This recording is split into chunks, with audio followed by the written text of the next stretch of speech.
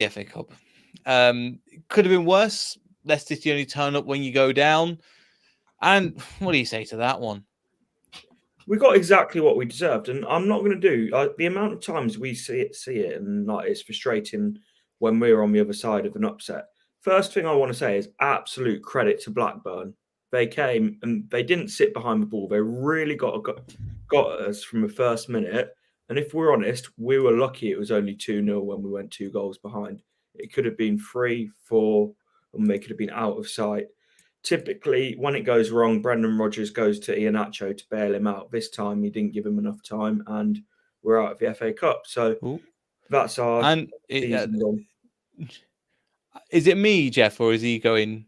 Is he all over the place? No, he's good with me on my end. Oh, sorry. I think it's you, Neil, mate.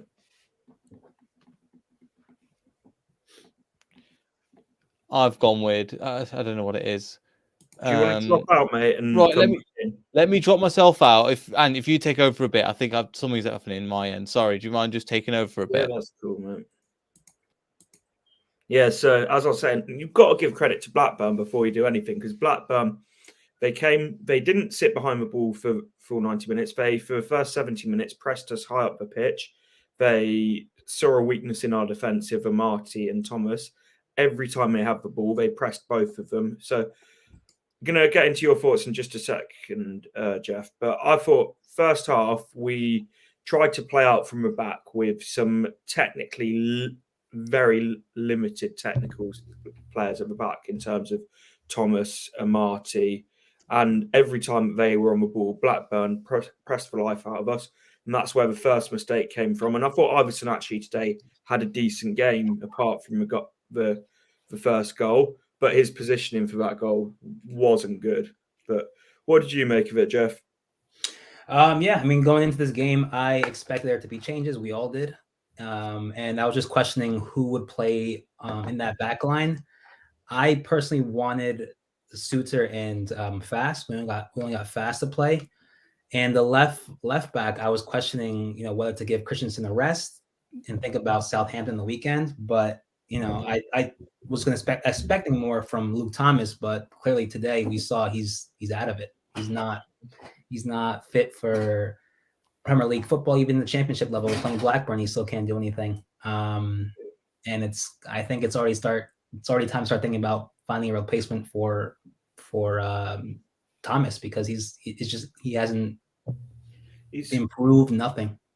The thing is, and I think it was Charlie Carmichael, our friend, said this in one of the group chats, and I don't think he'll mind me saying it. It was about the fact, even if he goes out on loan, like there's development, yes, but at the same time, you almost need him to grow in absolute, like, pretty much every attribute and transform into a different player completely. He's just the left back for Blackburn, and let's not talk down to Blackburn too much. There is a very real possibility that they could be a Premier League side next year. I think they're on a 9-game winning streak before today. That takes it to a 10-game. But the fact that Luke Thomas looked out of his depth in this game says a huge amount about him. And I'm going to go off on a bit of a rant as well, because I've said about Dewsbury Hall for a while, I do not get the hype about Dewsbury Hall. I do not get it. He is like, yes, he's a local lad, but he's 24, nearly 25. Like, you could go up and down the championship and look for players in the midfield that will give you energy. He doesn't give anything else apart from energy. And like, I really just do not get the hype around the lad. He gives the ball away every time he's got it. I might be well off the mark here, and I'm happy to admit if I am, but I just do not get the fuss about him. I think he's a bang average Premier League midfielder who's overrated by our fan base because he's from Leicester. If he was like, I don't know, someone that we'd signed for French, German. Yeah, exactly. 10, 15 million. He would not be getting the praise and the love that he does. And I want to see Dewsbury Hall succeed. Don't get me wrong. But I do not get how he is talked about as if he's like a 21-year-old when he is on the verge of being 25. And apart from energy in the midfield, he offers pretty much nothing. Sorry, rant over. I mean, today wasn't his day at all. And again, there's a couple of times where he's got the option to pass it, which I'm really annoyed about, and it's just not there. Jeff, I don't know what you thought. Again, I think it's sorted now, my internet and stuff. But KDH today, what do you make of him? Yeah, certainly wasn't his best. I'm not there yet to say that I'm done with him. I think there's other players in front of him that need that questioning, to be questioned whether they should stay or not. And that begins with Lou Thomas, Amarty. We all know that. And also Tete. Tete is beginning to go into questions on whether we actually improved or not on that position, because we haven't seen anything since his match against Aston Villa. Against Tottenham, didn't play well. Man U worse. It just slowly declined. And today, against a championship level, you would expect him to be much better. He's not cutting it. No, it wasn't good enough. And there's quite a few players, as you were saying, Tete being one of them. Luke Thomas, we've mentioned, and I don't want to go into too much because this was his level. If he was going to get a loan to the Championship, as you were saying, this was the level to turn up at. And again, Blackburn were fantastic. Blackburn came at us. They wanted a game. They wanted it. The second goal, and I'm not going to touch on the first. We'll talk about the first goal a little bit later, but they just wanted it more in us. And I'm just like, here we go again. It's the same problems over and over again. The second goal was Luke Thomas dithering on the ball on the halfway line, getting it nicked off him, and then pretty much straight through our midfield. Then Amarty not winning the ball in the box. Was it Amarty and Ricardo? Somehow their man managing to get in between both of them with like comical defending. I said in my tweet online that I think that Iverson could have done a little bit more for that second goal. Watching that back, I think that was very critical, and just the fact that I was frustrated at the time. But it's comical level of defending, absolute comical. And like, I know Siunchu's dropped off slight like over the last 12 months, but there is no way, absolutely no way on this planet that Amarty is a better centre back than Siunchu. But he's playing on the right, and Siunchu only plays on the left. That's my only thing that I'm with you, but he takes the place of Fast. He doesn't take the place of Amarty. Yeah, but if you look at Wildface, he can play either side, so it's like change to a back three if you want to play Amarty. That's my thing. Amarty works in a back three. We shouldn't be having to change to a back three against Blackburn, which is the problem. And it's like we keep going on about respecting the cup and all of this rubbish, which like this was our last chance of anything this season, of salvaging anything this season, having like a respectable cup run. And we made how many changes? Too many. Considering it's our only cup we're in, and now we've just got the Premier League to look forward to now. Yeah, the Premier League is all about staying up now. And the problem is with our squad, and there is a huge drop off from our first 11 to the rotation options. But like, let's be honest, this is a team that played Thursday, Sunday for a lot of last year. They should be more than capable on a Tuesday night putting out players like Christensen, like Harry Souttar, like Iheanacho, going strong, and then going strong again on Saturday. Yeah. It's like, what are we saving them for? Like, what? I just don't get it. I really don't. And the thing is, it wasn't working at half time. That's the thing. So, okay, it wasn't working. That's fine. After the second half, the team was asleep. Make the subs. Surely you should make the subs then. That's my thing, Jeff. At half time, we had the opportunity. I said, look, it's not happening. Half time. Let's change it up and see what we can do. He makes no changes. And it was wave after, pretty much from the halftime whistle. They were all over us for what, about 50 minutes, I would say, Jeff? Yeah. Majority of the time, at least the first 5 minutes of the second half, they were just banging shots on us, and they could have scored a third. Honestly, it was an open net for them. Expected more from Vardy, honestly. I said it in our chat that I would rest Clichy for this match, but I didn't think Vardy would not do anything, and yeah, that was such a bad decision, I guess. Yeah, and we've mentioned Vardy before, but it's sad seeing him now. It really is. Like You compare to even last year. I know his numbers were half decent last year, but like when you watched him, I think pretty much his goals all came against the likes of Norwich, Watford, I think Burnley when they were already relegated, and then you get, I think there was a couple others against higher in the league. But if you really analysed Vardy last year, the signs were there. I don't think any of us quite expected this drop off this year, and it is so sad to see. But talking of striking options, Iheanacho, I don't get how it took so long to bring Iheanacho on, because as soon as he came on, we had an outlet, an attacking threat, and it also brought Harvey Barnes into the game. I think Harvey Barnes, as soon as Iheanacho came on, we saw more of Barnes in those following 5 minutes than we did for the whole of the game before it. Yeah. So I think you're right. It looks like they're literally walking in quicksand at the moment. Like Vardy was looking like in the first half. Looks like he was behind the pace of everybody on that pitch. I'm not just talking about the Leicester players, I'm talking about the Blackburn players. But yeah, Jeff. I mean, Kelechi Iheanacho was the obvious sub. FA Cup, on form, making things happen. I don't know what minute he came on, but it was like the 70th minute, and the game was pretty much done at that point. Yeah. Surprised that he came on and made a big impact, and that's what we should have done in the first place. 2 up top. If Kelechi Iheanacho wasn't going to start, then it should have been Doc and Vardy. Without 2 up top and no Maddison, and just one lone striker, then we're not going to produce anything. But if we have 2 up top, play 4 in the mid, we're going to have support in both ends, and it'd be much more effective. But we went as if Maddison was playing with just one lone striker, and you see he didn't do anything. Yeah, I definitely agree there. And then, sorry, say something quickly. We had this chat at the time of the contract when Vardy was given that renewal, and he was on the decline at that point. He's been given a big contract renewal as our top earner at the time, and it just seems like even more so now. Now that was purely sentimental, and we're not a club with the rooms for with the way that we've got to manoeuvre in FFP, but can give out sentimental contracts. Well, we'll have to see what happens in the summer. There's rumors of him like packing up and again moving on, because that's the end of the day. And it also there isn't a guarantee that he's going to be here next year as part of that as well. And another player that I had so much hope for, and I hate to be the guy that I'm losing hope now.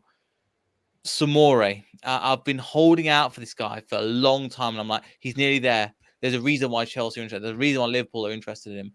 We either see him have, like in parts of the game today, you saw, wow, there's a player there. And Jeff, didn't happen. And the amount of times he lost the ball when a big strapping centre midfielder that just wins everything, that the vision is there. And some of the balls he played, which was fantastic, and other ones were just shocking. If he's not doing it against a championship team, what's he going to do and he's supposed to be one of the futures going forward. Yeah, and I was also one to back him up, even from last season. Saying that give him at least one season to to feel it out and see what the Premier League's about. And this season, is his chance to come back. And when he came back against Man U, they said like he wasn't tracking back, and I clearly saw that in this match where there were moments where he just wouldn't track back, and Blackburn were easily accessing like through the left side. And yeah, it's just some parts where he's lazy and other parts where he's strong, but yeah, it's inconsistent. Really inconsistent. I was just looking as well. The average age of that Blackburn team was 24.8 years. The average age of that Leicester team was 26, 2 years older in terms of. And I'm not saying age means anything in this sense, but just showing in terms of the experience as well.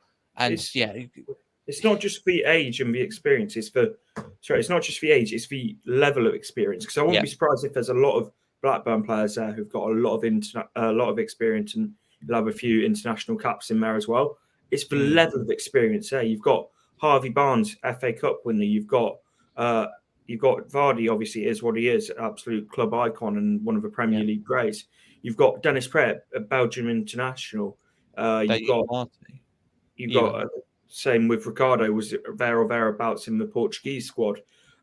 Same with Amati, same with Wout Faes. He both represent their country on an international level. And then it doesn't add up. And I know these cup upsets happen, but you normally see that these teams when come to like the bigger clubs ground and they're playing backs to the walls football, but Blackburn weren't at all. They were for up until about the 75th minute, you would have thought they were the Premier League team and we were the Championship team. Yep, I thought Dolan had a fun. I think Pez, the goalkeeper, I think he had a great game. To be honest, there was who was I impressed with? Dolan, I was impressed with. Morton, not too much. Gallagher, I think held the ball. Well, there's no way that Gallagher and Daniel Amati have the same score. It's just too different. But again, credit to them considering they're probably injury ridden as well, Jeff, and they still went out and put a performance in. They deserve great credit, and credit to them for getting to the quarterfinals. It's going to mean the world to them. Yeah. As much as I hate to say it, they deserved it. They played till the end. The last stoppage time, they were wasting time. That's what you got to do. You're playing a Premier League side. You're in the Championship, and just looking at Dolan, that type of player we don't have. We need someone who's creative like that. And that's something that we have to start looking forward, like already start thinking about for the summer transfer window, because we cannot afford to have the same problem we had last summer, because like that, we're definitely going to go down. That's if we don't stay up this season. There are 3 worst teams, but we're getting into that rut again. That's the problem. We're going into that momentum where it's either great or it's bang down to nothing. Yeah, it's something that we have to think about. Can I just add something to what we've talked about Blackburn? They don't have their 2 best players today. Yeah, as Ethan, I was mentioning in the comments. Brennan Diaz. Yeah. Like, how worrying is that? We have been played off the park by a Championship team that doesn't have their 2 best players.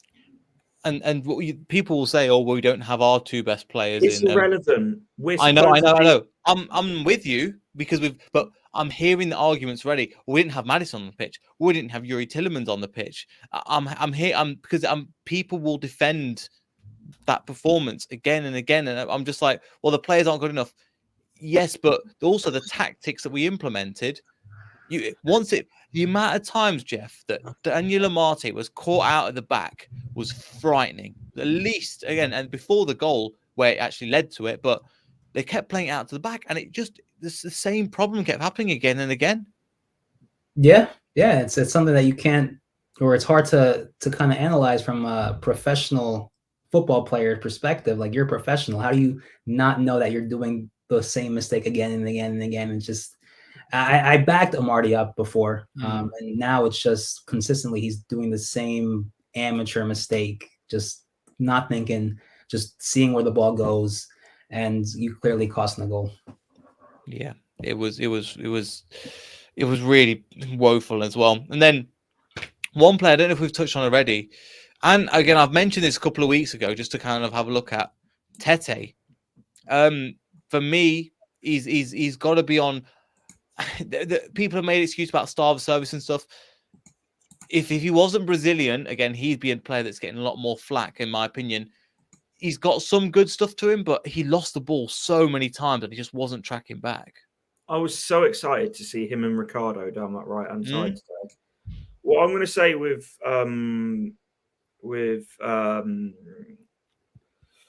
Tete is that he set the expectations so high against Villa that he was never going to be able to sustain it like that. But I still thought we would have seen more by now.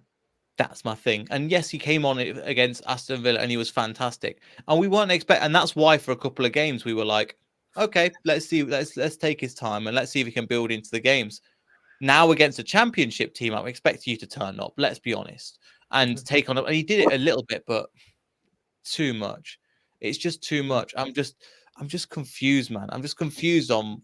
Well, I'm not confused. I'm not surprised we lost, but it's just stupid. Also, taking Dennis Pratt off for me made no sense.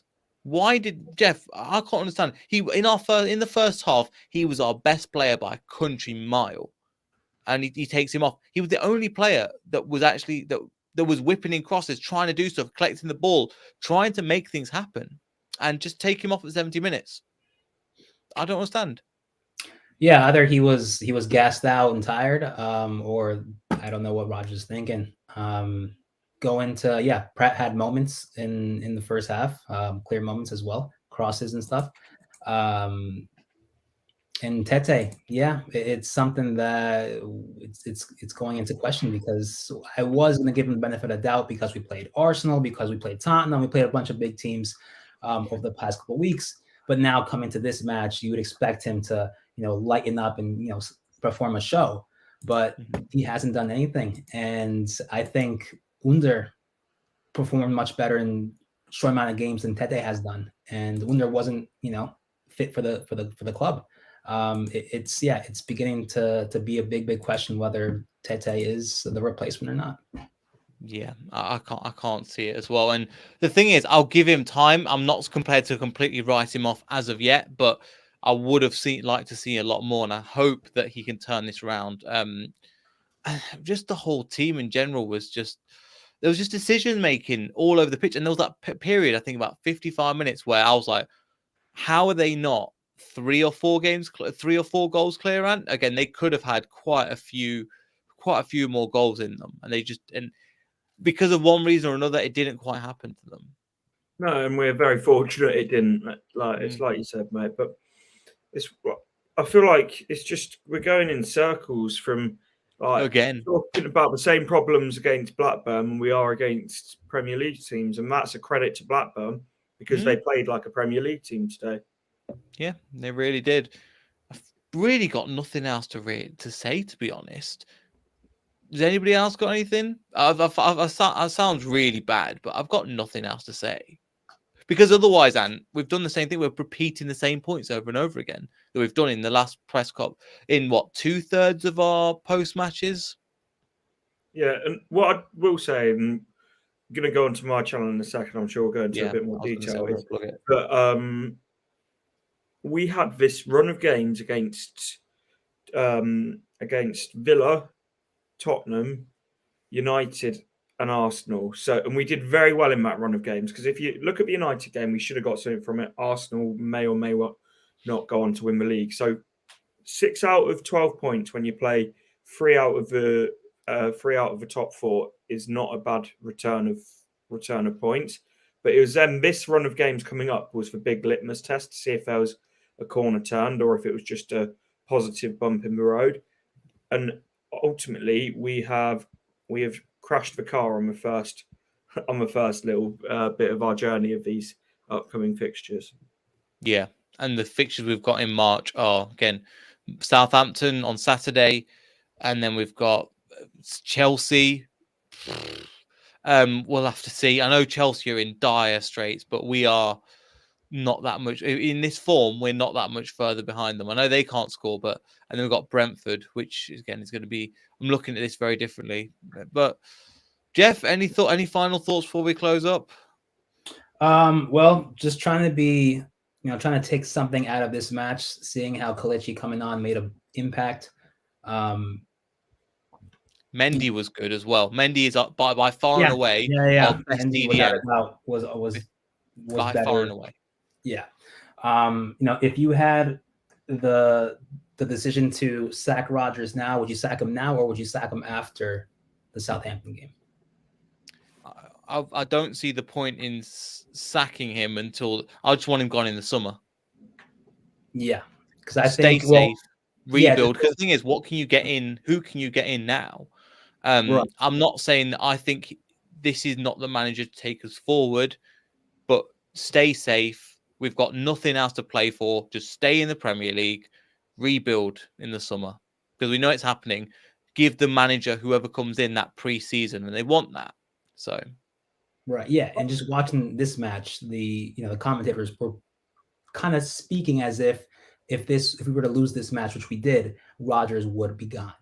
And that just made me question, if that were the possibility, I prefer it would happen after Southampton and, not make so drastic changes with just 3 days out into a very important match that we need to win in order to have some hope of, steadying the ship as we are right now on the table. Yeah, to be honest, I can't see Rodgers going, which is why I'm not really going to entertain the conversation of it too much, because he had 8 games without a win at the start of the season or something. We were absolutely awful. a couple of results here and there have kept us our head just above the relegation zone. Unless we sit like in the relegation zone, those conversations won't even start again. No. But that's the thing is, it just needs to be more and more evidence, but we just need to stay safe. 3 points off the bottom. Certain teams are coming on. We'll have to see. But again, before we finish, again, I'll leave Jeff's link in the description down below. But Jeff, tell people where they can find you. Yeah, Fox to Fox Report, as it says below me. Facebook, Instagram, Twitter. Sounds good. And your stream is now. Look at me with the technology in the chat box down below. Look at that. But yeah, head over to Ant's channel. I would say plug your own channel, mate, but you're pretty much family here at this point. So yeah, we're gonna head over to Ant's stream. We're gonna watch you. We're gonna go do some more post match over there. See you on the next video. So goodbye.